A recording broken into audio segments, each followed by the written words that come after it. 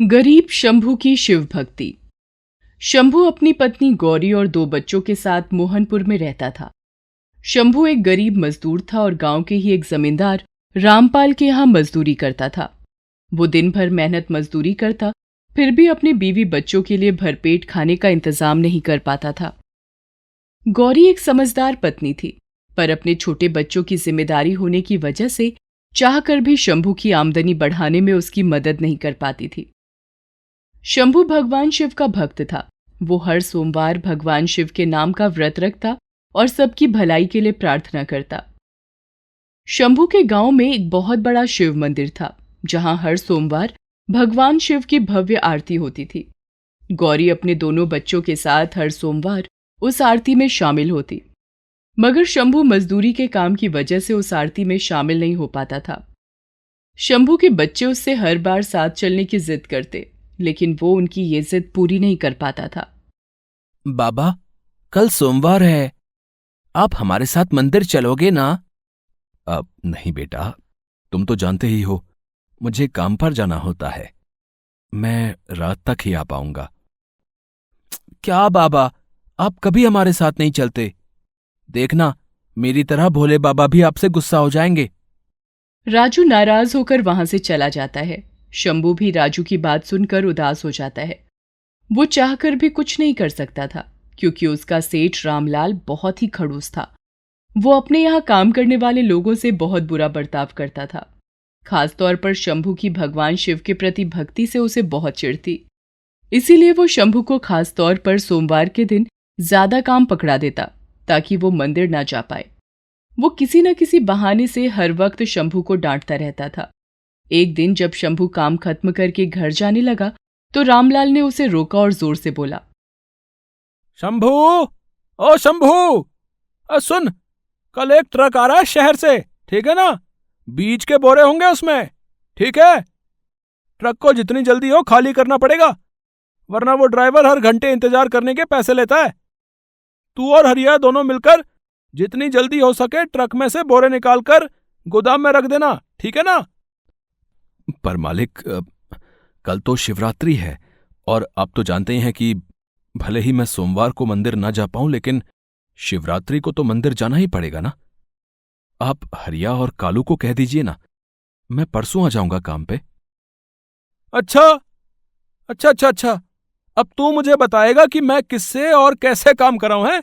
कल मतबल कल। और ये भी सुन ले, अगर तू नहीं आया ना तो याद रखना, फिर दोबारा कभी मत आना यहां पर। हाँ, चल जा। अब ऐसा ना कहिए मालिक, मैं भोले बाबा का भक्त हूं। अगर शिवरात्रि पर मंदिर नहीं जा पाया तो कब जाऊंगा? मालिक तरस खाइए। मालिक, मालिक।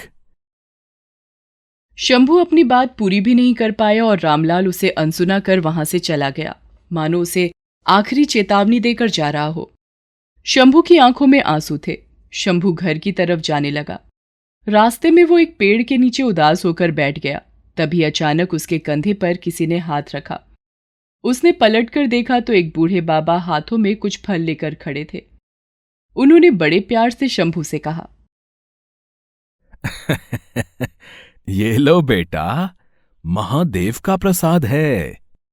थके हुए लगते हो, प्रसाद खा लो, तुम्हें अच्छा लगेगा। शुक्रिया बाबा, मैं थका नहीं हूं, बल्कि हार गया हूं। मेरा बेटा सही कह रहा था, लगता है महादेव मुझसे नाराज हो गए हैं। नहीं बेटा, ऐसा मत सोचो। महादेव कभी अपने भक्तों से नाराज नहीं होते, बस समय समय पर उनकी परीक्षा लेते हैं, जिससे उनके भक्त और महान बन सकें। तुम अपना कर्म करो और महादेव पर भरोसा रखो। देखना, तुम्हारा अच्छा समय जरूर आएगा। बूढ़े बाबा शंभू को दिलासा देकर वहां से चले जाते हैं। शंभू को उनकी बातों से सुकून मिलता है। वो उठकर अपने घर जाता है और घर जाकर अपनी पत्नी गौरी को सारी बात बताता है। गौरी को रामलाल वैसे भी पसंद नहीं था। गौरी भड़कते हुए शंभू से कहती है, सुनिए, महाकाल बड़े हैं या रामलाल? रामलाल जाए तेल लेने, आप कल हमारे साथ चलोगे मंदिर। नौकरी जाती हो तो जाए, आप चिंता मत कीजिए, भोले भंडारी ही हमारा ख्याल रखेंगे। गौरी की बात सुनकर शंभू को हिम्मत आ गई और उसने भी सोच लिया कि मंदिर तो वो जरूर जाएगा। अगले दिन शंभू अपनी पत्नी गौरी और दोनों बच्चों के साथ मंदिर गया। सच्चे मन से पूजा की आरती में शामिल हुआ और इसके बाद वो प्रसाद लेने के लिए लाइन में लग गया। मगर ये क्या, उसका सेठ रामलाल ही प्रसाद बांट रहा था।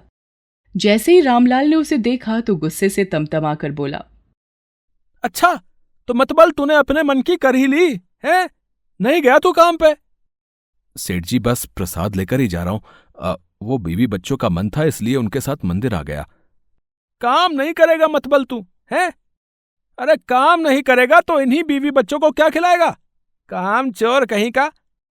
गौरी, तुम घर जाओ, मैं काम पर जा रहा हूं। जी लेकिन आपने खाना तो खाया ही नहीं, गौरी कहती रही। मगर शंभू सेठ के डर से वहां से खेत की तरफ भाग गया। शंभू जब खेत पहुंचा, रामलाल मोटरसाइकिल से पहले ही वहां पहुंच चुका था। शंभू को आते देख रामलाल गुस्से से बोला, आ गया तू है? दिमाग ठिकाने पर आया कि नहीं? खाने को अन्न नहीं और चला था हमारी बराबरी करने। महादेव के मंदिर जाएगा है, पूजा करेगा। जा, अब जाकर काम पर लग जा। आज शाम तक पूरे खेत की जुताई हो जानी चाहिए, वरना 1 रुपया नहीं दूंगा। समझा कि नहीं समझा तू? चल अब जा यहां से। वहां कई लोग खड़े थे जो शंभू पर हंस रहे थे। रोजी रोटी का सवाल था। शंभू सब कुछ भूलकर खेत जोतने के लिए चला जाता है। कड़ी धूप में वो पूरा दिन काम करता है। कड़ी मेहनत के बाद किसी तरह वो पूरा खेत जोत देता है।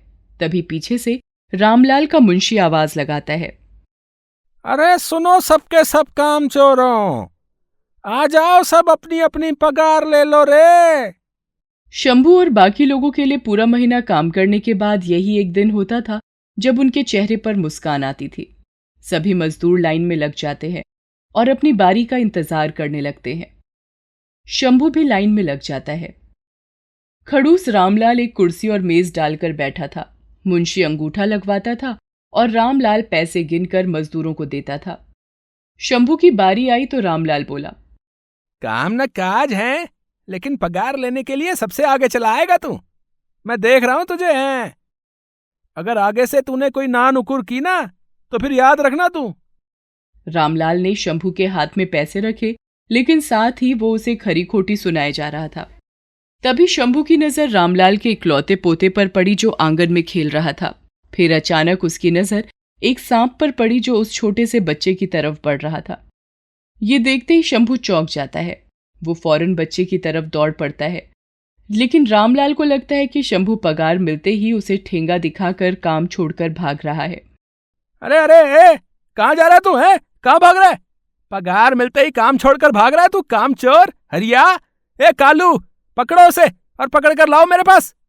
हरिया और कालू शंभू को पकड़ने दौड़ते हैं, मगर उस वक्त शंभू के पास किसी को समझाने का वक्त नहीं था। इसीलिए शंभू हरिया और कालू को धक्का देकर बच्चे के पास पहुंचता है और सांप की पूंछ पकड़कर उसे बच्चे से दूर फेंकने की कोशिश करता है, लेकिन सांप उसके हाथ पर काट लेता है। शंभू ने उस सांप को दूर झाड़ियों में फेंक दिया, लेकिन जहर की वजह से शंभू पर बेहोशी छाने लगी। इतने में रामलाल भी वहां पहुंच जाता है। शंभू उसे देखकर हाथ जोड़ता है और बेहोश हो जाता है। रामलाल सब कुछ देख और समझ चुका था। वो फौरन शंभू को लेकर अस्पताल पहुंचा। गौरी को जैसे ही खबर मिलती है वो अपने बच्चों के साथ अस्पताल की तरफ दौड़ी चली आती है। शंभू की जांच करने के बाद डॉक्टर जैसे ही बाहर निकलते हैं, गौरी रोते हुए उनसे पूछती है, क्या हुआ डॉक्टर साहब, मेरे पति ठीक तो है ना? देखिए, शंभू को जिस सांप ने काटा वो बहुत जहरीला था। उसके शरीर में काफी हद तक जहर फैल चुका है। हम अपनी तरफ से पूरी कोशिश कर रहे हैं, लेकिन जब तक उसे होश नहीं आ जाता हमारा कुछ भी कह पाना बहुत मुश्किल है। नहीं डॉक्टर साहब, ऐसा मत कहिए। कुछ भी करके उन्हें बचा लीजिए। उन्हें कुछ हो गया तो मैं और मेरे बच्चे भी जिंदा नहीं रह पाएंगे। देखिए, आप हिम्मत रखिए, हम पूरी कोशिश कर रहे हैं। पास ही खड़ा रामलाल ये सब देख और सुन रहा था। उसे शंभू और उसके परिवार की इस हालत पर बहुत अफसोस हो रहा था। इस सब के लिए वो खुद को जिम्मेदार मान रहा था। उसने डॉक्टर से कहा, डॉक्टर साहब, आप जो कर सकते हैं कीजिए, मगर शंभू को कुछ नहीं होना चाहिए जी। इलाज का पूरा खर्चा मैं दे दूंगा। देखिए, बात खर्च की नहीं है। हम जो कर सकते हैं वो कर रहे हैं। अब तो सब भगवान के हाथों में है। डॉक्टर की बात सुनकर गौरी अपने बच्चों को लेकर अस्पताल से बाहर जाने लगती है। रामलाल उसके पीछे जाता है। गौरी सीधे शिव मंदिर जाकर रुकती है और महादेव की मूर्ति के सामने हाथ जोड़कर कहती है, हे भोलेनाथ, आज तक मैंने और मेरे पति ने आपसे कोई शिकायत नहीं की। जीवन की हर कठिनाई का सामना किया, पूरी श्रद्धा से आपकी भक्ति की, लेकिन आज अगर इन्हें कुछ हो गया तो सब कुछ खत्म हो जाएगा। आप अपने भक्त के साथ ऐसा नहीं कर सकते महादेव। बचा लीजिए उन्हें, बचा लीजिए, बचा लीजिए। इतना कहते ही गौरी फूट फूट कर रोने लगती है। पीछे खड़ा रामलाल ये सब देख रहा था। उसे अपनी सारी गलतियां याद आ रही थी। वो भी हाथ जोड़कर भगवान शिव से प्रार्थना करता है और मन ही मन कहता है, हे महादेव, मैंने बहुत गलतियां की हैं। शंभू को आपकी भक्ति करने से रोका, उसकी ना जाने कितनी बार बेइज्जती की मैंने, लेकिन आज मुझे अपनी गलतियों का एहसास है। मैं कसम खाता हूं कि खुद को बदल दूंगा। आप बस शंभू को बचा लीजिए भगवान। अगर उसे कुछ हो गया तो मैं खुद को कभी माफ नहीं कर पाऊंगा। इतने में रामलाल का नौकर हरिया दौड़ता हुआ आता है और रामलाल से कहता है, मालिक, मालिक, शंभू को होश आ गया मालिक, जल्दी चलिए। हरिया की बात सुनकर रामलाल और गौरी दोनों को सुकून मिलता है। वो दोनों महादेव को नमन करते हैं और तुरंत अस्पताल पहुंचते हैं और डॉक्टर से जाकर मिलते हैं। डॉक्टर उन्हें बताते हैं, आपकी प्रार्थना भगवान ने सुन ली। शंभू अब खतरे से बाहर है, आप जाकर उससे मिल सकते हैं। गौरी और रामलाल शंभू के पास जाते हैं। शंभू ने धीरे से अपनी आंखें खोली तो सामने गौरी और उसके बच्चे थे। उन्हें देखकर वो मुस्कुराया और फिर उसने देखा कि पास में ही रामलाल हाथ जोड़े खड़ा था। वो रोते हुए शंभू से बोला, मुझे माफ कर दे शंभू, मैंने तेरे साथ बहुत गलत किया रे। हर बार तेरी बेइज्जती की, फिर भी तूने मेरे पोते को बचाया, वो भी अपनी जान खतरे में डालकर।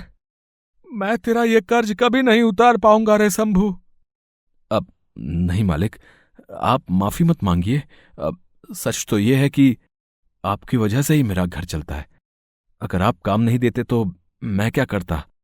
और वैसे भी मुझे विश्वास हो गया है कि मेरे महादेव हमेशा मेरे साथ हैं, तो मुझे तो ठीक होना ही था मालिक। शंभू की बात सुनकर रामलाल को और भी पछतावा होने लगता है। वो खुद को बदलने का फैसला करता है। उसी दिन से उसने अपने यहाँ काम करने वाले हर आदमी से अच्छा बर्ताव करना शुरू कर दिया। वो सबको वक्त पर उनकी तनख्वाह देता और सबका ख्याल रखने लगा। शंभू को मजदूरी के काम से हटाकर उसने हिसाब किताब की देखरेख के काम में लगा दिया, जिससे शंभू को ज्यादा पैसे मिलने लगे और उसकी माली हालत पहले से बेहतर हो गई। शंभू अब खुश था। वो मन लगाकर काम करता और अच्छे से अपना घर चलाता। 1 साल बाद शिवरात्रि से एक दिन पहले शंभू बही खाता देख रहा था। तभी रामलाल उसके पास आता है और कहता है, अरे शंभू, कल एक काम करना भाई, वो मंदिर जाते हुए मुझे भी साथ ले चलना। अरे कल शिवरात्रि है ना, इसीलिए।